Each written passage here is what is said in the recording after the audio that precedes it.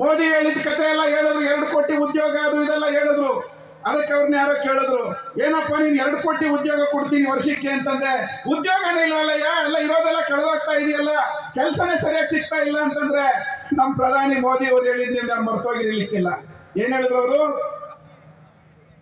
ಹೇಳಿದ್ರು ಪಕೋಡ ಮಾರೋದು ಕೂಡ ಒಂದು ಉದ್ಯೋಗ ಅಂತಂದ್ರು. ಎಂತ ಅದ್ಭುತ ಪ್ರಧಾನಿ ಕಣಪ್ಪ ನಮ್ಗೆ. ಪಕೋಡ ಮಾಡೋದು ಕೂಡ ಒಂದು ಉದ್ಯೋಗ ಅಂತಂದ್ರು. ನೀವಿಲ್ಲಿ ಪರಿಸ್ಥಿತಿ ಏನಾಗ್ತಾ ಇದೆ ಇವತ್ತು? ಓದಂತವ್ರದ್ದು BAಗಳು, MCOMಗಳು, MAಗಳು, MSCಗಳು, MBAಗಳು, LLBಗಳು ಏನ್ ಬೇಕಾದ ಕೋರ್ಸ್ಗಳು ಮಾಡ್ತಿದ್ದಾರೆ. 10,000 15,000 ರೂಪಾಯಿಗಿಂತ ಜಾಸ್ತಿ ಸಂಬಳ ಇಲ್ಲ ಅನ್ನೋ ಪರಿಸ್ಥಿತಿ ಬರ್ತಾ ಇದೆ. ಅದಕ್ಕೆ ಇತ್ತೀಚೆಗೆ ಒಂದು ಕತೆ ಓಡ್ತಾ ಇದೆ ಯೂಟ್ಯೂಬ್ ಅಲ್ಲಿ, ಫೇಸ್ಬುಕ್ ಅಲ್ಲಿ. ಅದ್ ನಿಮ್ ಜೊತೆ ನಾನು ಹಂಚ್ಕೋಬೇಕು. ನಮ್ಮೂರಲ್ಲಿ ಒಬ್ರು ರಾಮಪ್ಪ ಅಂತ ಇದ್ರು.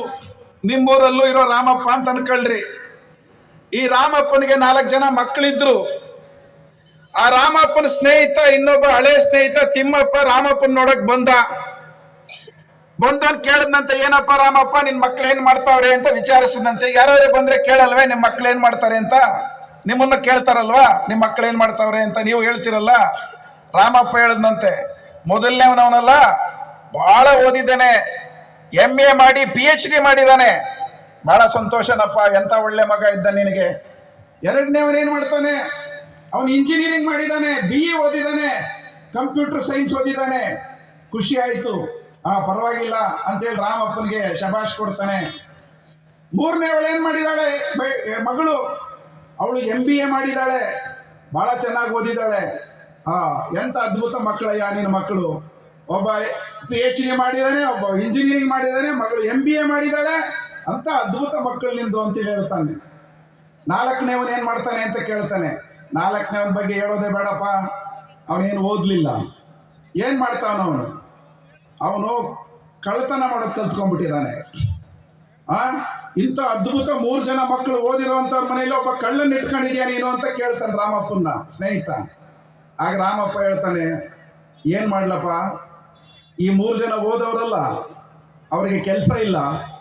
ಈ ಕಳ್ಳ ಇದಾನಲ್ಲ ಕೊನೆಯವನು, ಅವನ್ ಕಳ್ಳತನ ಮಾಡದೇ ಇದ್ರೆ ಇವ್ರ ಜೀವನ ನಡೆಯಲ್ಲ. ಹಿಂಗಾಗಿ ಮನೆ ಸಾಕ್ಸಿರೋನು ಈ ಕಳ್ಳ ಅಂತ ಹೇಳಿ ಕೊನೆಯವನ ಬಗ್ಗೆ ಹೇಳ್ತಾರಂತೆ.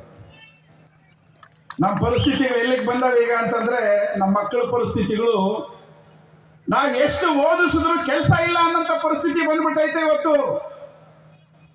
ಮೋದಿ ಹೇಳಿದ ಕತೆ ಎಲ್ಲ ಹೇಳಿದ್ರು, 2 ಕೋಟಿ ಉದ್ಯೋಗ ಅದು ಇದೆಲ್ಲ ಹೇಳಿದ್ರು. ಅದಕ್ಕೆ ಅವ್ರನ್ನ ಯಾರೋ ಕೇಳಿದ್ರು, ಏನಪ್ಪ ನೀನ್ 2 ಕೋಟಿ ಉದ್ಯೋಗ ಕೊಡ್ತೀನಿ ವರ್ಷಕ್ಕೆ ಅಂತಂದ್ರೆ, ಉದ್ಯೋಗನೇ ಇಲ್ವಲ್ಲಯ್ಯ, ಎಲ್ಲ ಇರೋದೆಲ್ಲ ಕಳೆದೋಗ್ತಾ ಇದೆಯಲ್ಲ, ಕೆಲಸನೇ ಸರಿಯಾಗಿ ಸಿಗ್ತಾ ಇಲ್ಲ ಅಂತಂದ್ರೆ, ನಮ್ಮ ಪ್ರಧಾನಿ ಮೋದಿ ಅವ್ರು ಹೇಳಿದ್ ನಾನು ಮರ್ತೋಗಿರ್ಲಿಕ್ಕಿಲ್ಲ.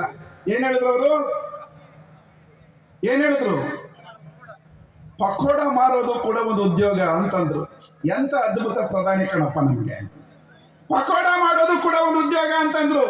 ನೀವಿಲ್ಲಿ ಕೂತಿರೋ ಈ ಜನ, ನೀವ್ ಹೇಳ್ರಿ, ನಿಮ್ ಮಕ್ಕಳನ್ನ ಪಕೋಡ ಮಾಡೋ ಕೆಲಸಕ್ಕೆ ನೀವೆಲ್ಲ ರೆಡಿ ಇದ್ದೀರಾ? ನಿಮ್ ಮಕ್ಕಳು ಪಕೋಡ ಮಾರುವಂತವ್ರಾಗ್ಲಿ ಅಂತ ಹೇಳಿಕ್ ನೀವು ರೆಡಿ ಇದ್ದೀರಾ? ನಾವ್ಯಾರು ರೆಡಿ ಇಲ್ಲ ಇಲ್ಲಿ ಕೂತಿರೋದು. ಆದ್ರೆ ನಮ್ಮ ಮಕ್ಕಳು ಪಕೋಡ ಮಾರೋರಾಗ್ಲಿ ಅಂತ ಹೇಳಿ ಅವ್ರು ಹೇಳ್ತಾವ್ರೆ. ದೇಶನ ಲೂಟಿ ಹೊಡೆಯೋದಕ್ಕೆ ಯಾರಾದ್ರೂ ಒಬ್ಬನ ಕಳ್ತನ ಮಾಡಕ್ ಬಿಡ್ರಿ ಅಂತಾನು ಕಲಿಸ್ತಾವ್ರೆ.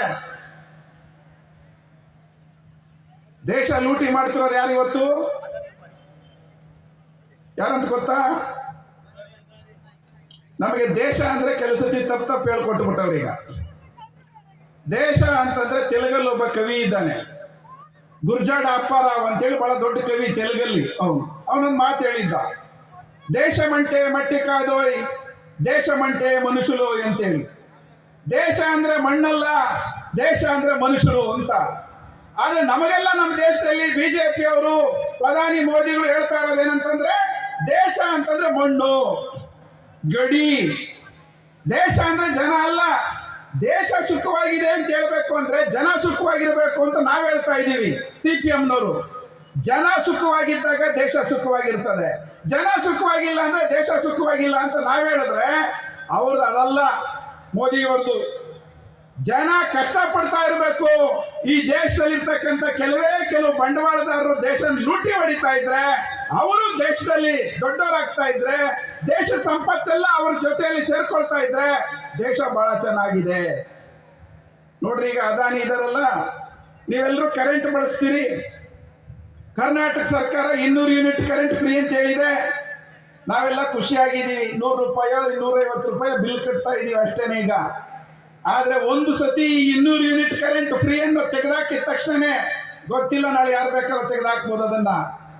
ನಾವು ಇವತ್ತು ಕಟ್ತಿರುವಂತ ಕರೆಂಟ್ ಬಿಲ್ಲು ಹಿಂದೆ ಏನು ಫ್ರೀ ಇಲ್ಲದೆ ಇದ್ದಾಗ 500 ರೂಪಾಯಿ 1000 ರೂಪಾಯಿ ಬಿಲ್ ಕಟ್ತಾ ಇದ್ವಲ್ಲ, ಅದು ಕನಿಷ್ಠ ಅಂತಂದ್ರು 1000ದಿಂದ 1500 2000 ರೂಪಾಯಿಗೆ ಬಿಲ್ ಹೆಚ್ಚಳ ಆಗುತ್ತೆ. ಯಾಕೆಂದ್ರೆ ಈ KERC ಅಂತ ಹೇಳಿ ಒಂದು ಸಂಸ್ಥೆ ಇದೆ, ಕರ್ನಾಟಕ ಎಲೆಕ್ಟ್ರಿಸಿಟಿ ರೆಗ್ಯುಲೇಟರಿ ಕಮಿಷನ್ ಅಂತ ಹೇಳಿ ಅವ್ರು ತೀರ್ಮಾನ ಮಾಡಿದ್ದಾರೆ. ಒಂದು ಮನೆಗೆ ಬರ್ತಕ್ಕಂತ 1 ಯೂನಿಟ್ ಕರೆಂಟ್ಗೆ 7 ರೂಪಾಯಿ ಅಂತ ತೀರ್ಮಾನ ಮಾಡಿಟ್ಟಿದ್ದಾರೆ. ಯಾವ ಕ್ಷಣದಲ್ಲಿ ಈ 200 ಯೂನಿಟ್ ಕರೆಂಟ್ ಫ್ರೀ ಅನ್ನು ತೆಗೆದಾಕ್ತಾರೋ ಆಗ ನಮ್ಮ ತಲೆ ಮೇಲೆ ತೂಗತ್ತಿ ಇದೆ. ಹಂಗಿರುವಾಗ ಮೋದಿ ಸಾಹೇಬರು ತೀರ್ಮಾನ ಮಾಡಿದ್ದಾರೆ ಏನಂತೇಳಿ, solar electricity corporation of India ಅಂತ ಹೇಳಿ ಮಾಡಿದ್ದಾರೆ. ಸೋಲಾರ್ ಎಲೆಕ್ಟ್ರಿಸಿಟಿ ಅಂದ್ರೆ ಸೌರ ವಿದ್ಯುತ್, ಸೂರ್ಯನಿಂದ ಬಿಸಿಲನ್ನ ಬಳಸಿ ಅದರಿಂದ ವಿದ್ಯುತ್ ಮಾಡೋದು ಅಂತೇಳಿ. ಈ ಸದ್ಯಕ್ಕೆ ನಮ್ಮ ದೇಶದಲ್ಲಿ ಜಗತ್ತಲ್ಲಿ ವಿದ್ಯುತ್ ಅನ್ನ ಕಡಿಮೆ ಬೆಲೆ ಕೊಡಕ್ ಸಾಧ್ಯ ಇರುವಂತದ್ದು ಈ ಸೌರ ವಿದ್ಯುತ್. ಈ ಸೌರ ವಿದ್ಯುತ್ ಅನ್ನ ತಯಾರು ಮಾಡೋದಕ್ಕೆ ಅದಾನಿ ಅನ್ನುವಂತ ಮೋದಿ ಸಾಹೇಬರ ಶಿಷ್ಯ ಏನಿದ್ದಾನೆ ಮಿತ್ರ, ಅವನದೊಂದು ಕಂಪನಿ ಮಾಡ್ಕೊಂಡಿದ್ದಾನೆ, Adani company, Adani energies. Adani energy ಅಂತ ಹೇಳಿ ಒಂದು ಕಂಪನಿ ಮಾಡ್ಕೊಂಡಿದ್ದಾನೆ. ಆ ಪುಣ್ಯಾತ್ಮ ಮಾಡಿರೋ ಕೆಲಸ ಏನಂತಂದ್ರೆ, ನಾನು ಸೌರ ವಿದ್ಯುತ್ ತಯಾರು ಮಾಡ್ತೀನಿ, ಭಾರತೀಯರಿಗೆ ಕಡಿಮೆ ಬೆಲೆಯಲ್ಲಿ ವಿದ್ಯುತ್ ಕೊಡ್ತೀನಿ ಅನ್ನುವಂತ ಕತೆ ಹೇಳಿ ಅಮೆರಿಕಕ್ಕೆ ಹೋಗಿ ಅಮೆರಿಕದ ಜೊತೆ ಯಾವುದೋ ಒಂದು ಕಂಪನಿ ಜೊತೆಯಲ್ಲಿ ಒಪ್ಪಂದ ಮಾಡ್ಕೊಂಡು ಅಲ್ಲೂ ದುಡ್ಡು ಎತ್ಬಿಟ್ಟಿದ್ದಾನೆ. ಇಂಡಿಯಾದಲ್ಲಿ ಈಗ ಸೌರ ವಿದ್ಯುತ್ ತಯಾರು ಮಾಡಿ ನಮ್ಮ ಮನೆಗಳಿಗೆ ಕೊಡಬೇಕು.